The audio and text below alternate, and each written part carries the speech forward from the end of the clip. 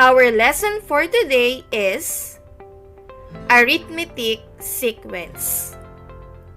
At the end of this video, you will be able to illustrate arithmetic sequence, determine nth term of an arithmetic sequence, and solve problem involving arithmetic sequence. Let's have this short activity. What will be the next number after 13? If your answer is 16, your answer is correct. So we have the sequence 4, 7, 10, 13, 16. The pattern is, you just add 3 to the previous term to get the next term. So we have 4 plus 3 is equal to 7. 7 plus 3 is equal to 10. 10 plus 3 is equal to 13. And 13 plus 3 is equal to 16. So as you can see, we added a constant number which is 3. And 4, 7, 10, 13, 16 is an example of an arithmetic sequence. So what is an arithmetic sequence? An arithmetic sequence or arithmetic progression is a sequence of numbers such that the difference between the consecutive terms is constant. So again, we have the given 4, 7, 10, 13, 16. First term is 4, second term is 7, third term is 10, fourth term is 13, and the fifth term is 16. So let us start subtracting from your right to your left. 16 minus 13 is 3, 13 minus 10 is 3, 10 minus 7 is 3, and 7 minus 4 is 3.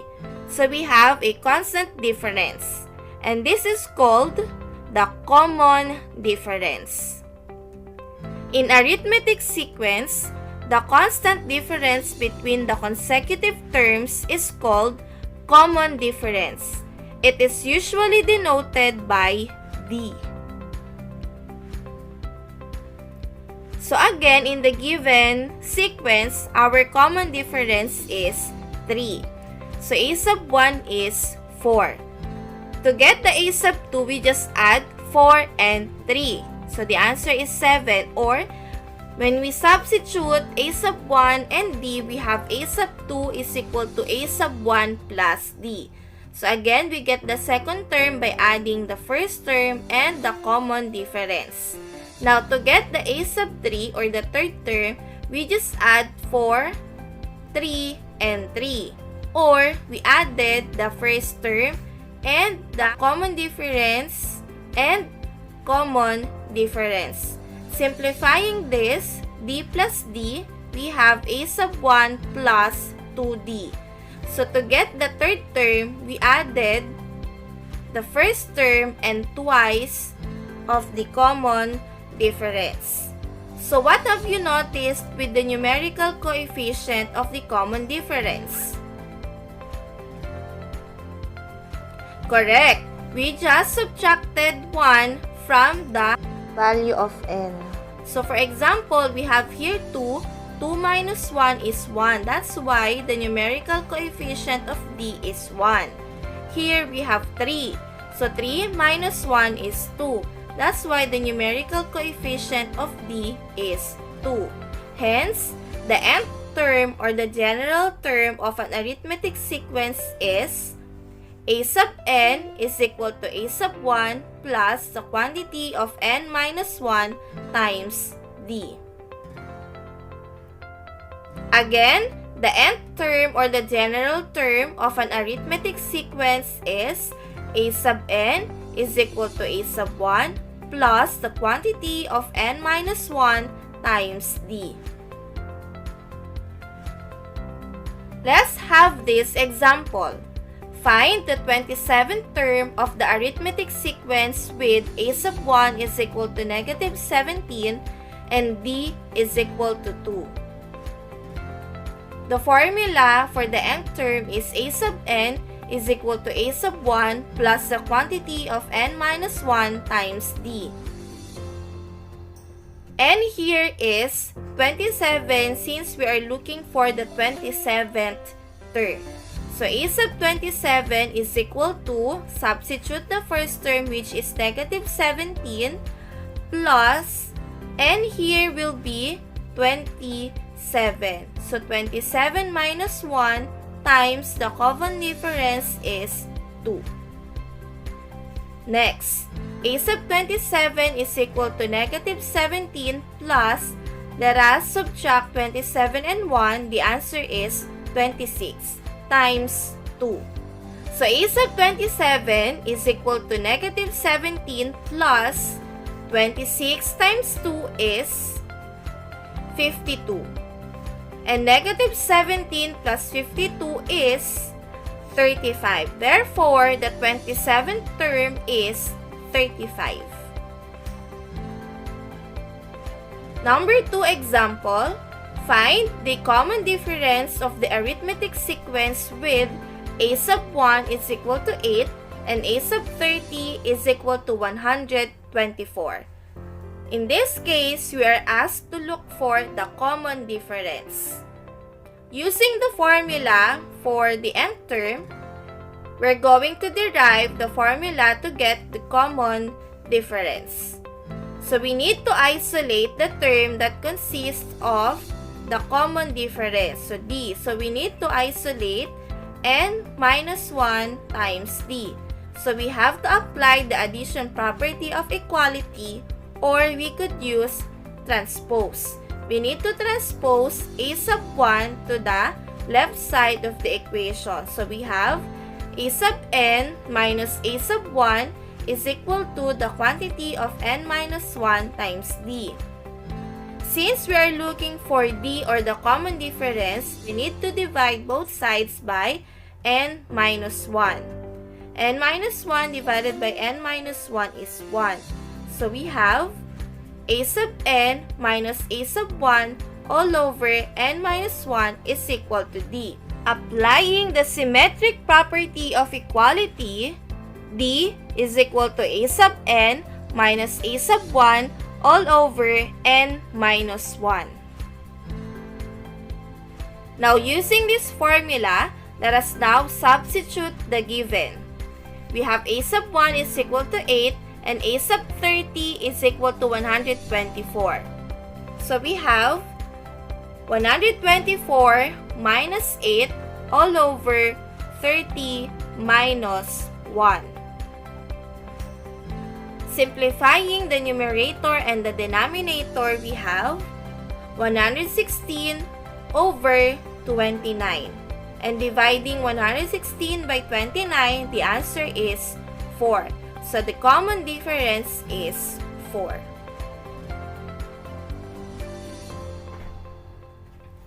Example number 3. In the sequence 2, 8, 14, 20, 26, which term is 272? So again, using the formula for the nth term or the general term of an arithmetic sequence, we're going to derive the formula to find the value of n. So we need to isolate again the term that has n. So we need to transpose a sub 1. The result will be a sub n minus a sub 1 is equal to the quantity of n minus 1 times d. Next is distribute d, or apply the distributive property. We have a sub n minus a sub 1 is equal to dn minus d. Again, transpose the term that didn't have. Again, we need to isolate the term that has n. So we need to transpose negative d. So the answer will be a sub n minus a sub 1 plus d is equal to dn. Next is to divide both sides by d. So we have a sub n minus a sub 1 plus d all over d is equal to n. Applying the symmetric property of equality, we have n is equal to a sub n minus a sub 1 plus d all over d.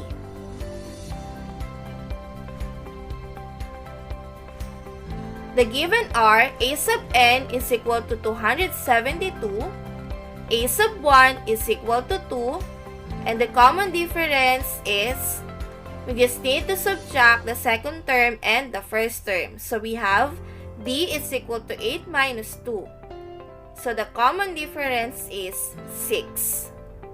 Using this formula, substitute the given, we have n is equal to 272 minus 2 plus 6 all over 6. Simplify the numerator, we have n is equal to 276 divided by 6. N is equal to 46.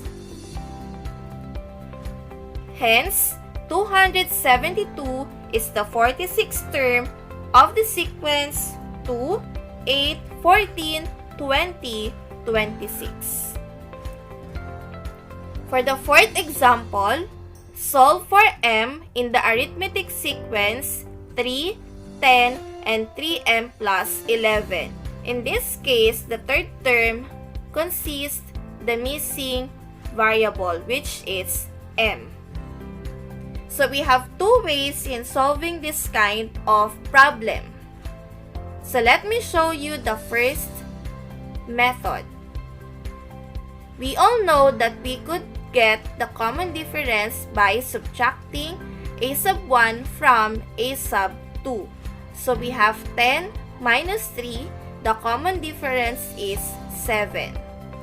Now, to get the third term, we're just going to add 10 and 7, which is the common difference. So the third term is 17. So meaning, 3m plus 11 must be equal to 17. So 17 is equal to 3m plus 11. Apply the addition property of equality, or simply transpose positive 11, we have 17 minus 11 equals 3m. 17 minus 11 is 6. Divide both sides by 3. M is equal to 2.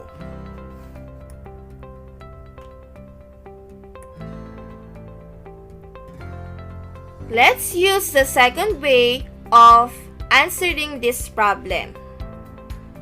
We all know that the difference between any two consecutive terms in an arithmetic sequence is constant. We could say that a sub 2 minus a sub 1 is equal to a sub 3 minus a sub 2.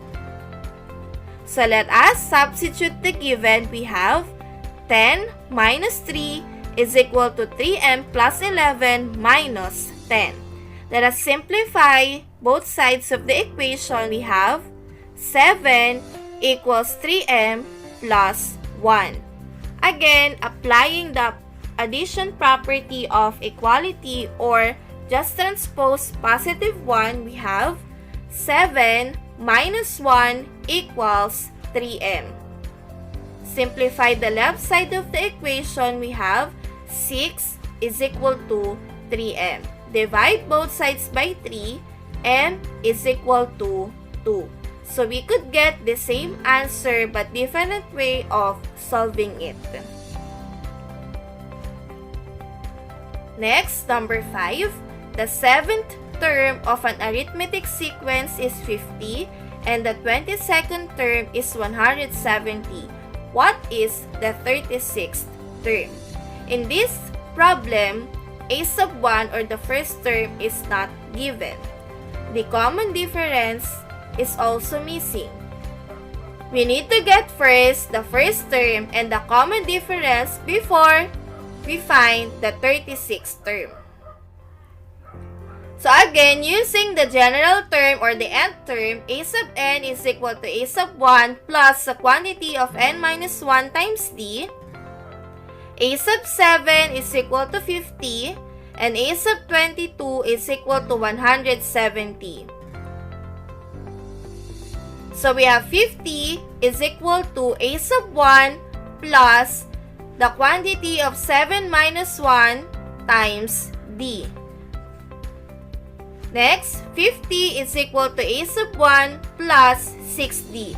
And this will be our equation 1. Next is using the 22nd term. So we have 170 equals a sub 1 plus 22 minus 1 times d. Simplify 22 minus 1, our equation will be 170 equals a sub 1 plus 21d. And that will be equation 2.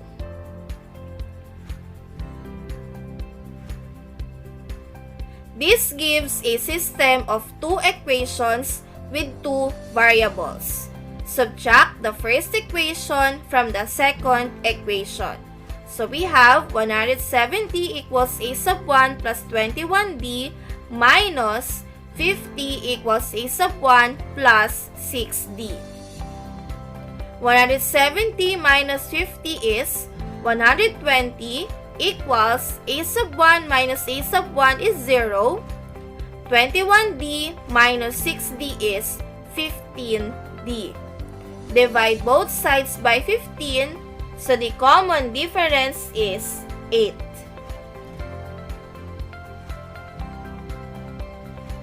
We can find a sub 1 by substituting d is equal to 8 to either of the two equations. So we will be using equation 1. 50 equals a sub 1 plus 6d. So 50 is equal to a sub 1 plus 6 times 8. 6 times 8 is 48. Transpose 48, we have 50 minus 48 equals a sub 1. So the first term is 2. Now that we know the common difference in the first term, we can now find the 36th term of the given sequence. A sub 1 is 2, the common difference is 8, and n is 36. Following this formula, we have a sub 36 is equal to 2 plus the quantity of 36 minus 1 times 8. 36 minus 1 is 35. And 35 times 8 is 280. And 2 plus 280 is 282. Therefore, a sub 36 or the 36th term is 282. And for our last example, a car travels 300 meters the first minute, 420 meters the next minute, 540 meters the third minute, and so on in an arithmetic sequence. What's the total distance the car travels in 10 minutes? So we could write the arithmetic sequence 300, 420, and 540 up to the 10th term. So following this formula, the given are a sub 1 is equal to 300, n is equal to 10, and for the common difference, subtract the second term and the first term, we have d is equal to 420 minus 300. d is equal to 120.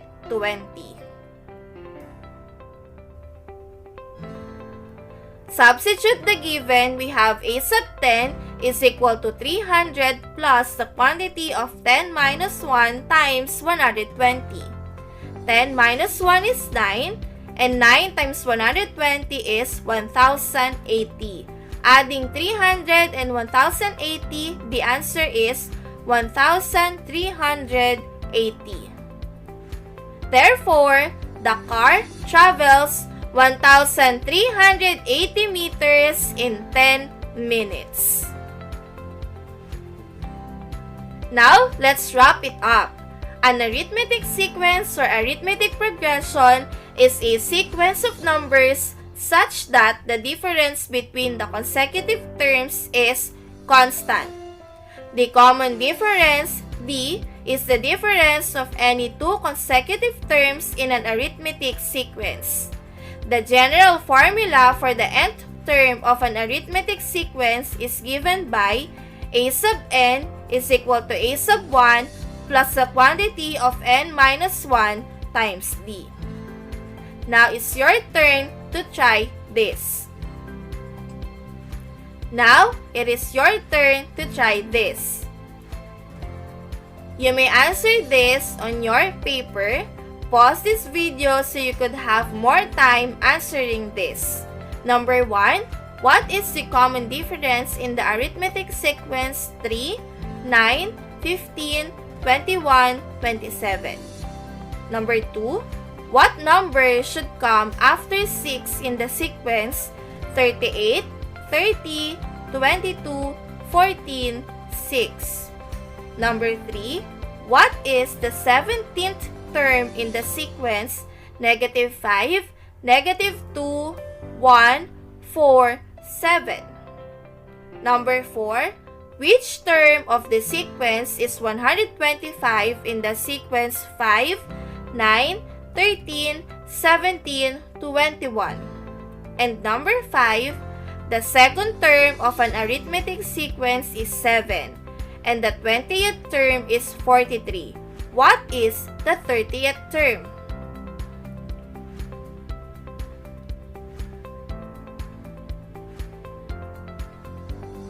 The answers will be revealed at the end of this video.